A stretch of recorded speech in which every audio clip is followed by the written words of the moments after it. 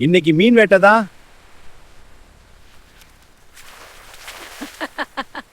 பாரு, நம்ம 2 பேருக்கும் சாப்பாடு கிடைச்சிருச்சு.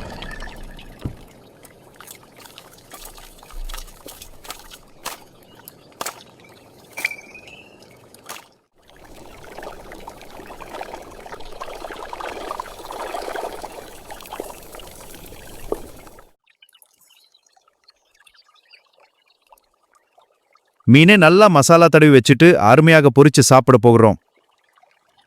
அருமையா இருக்கும் போல. பாரு, திமிங்கலம். அடடா, எவ்வளவு பெருசு! இயற்கை அழகு.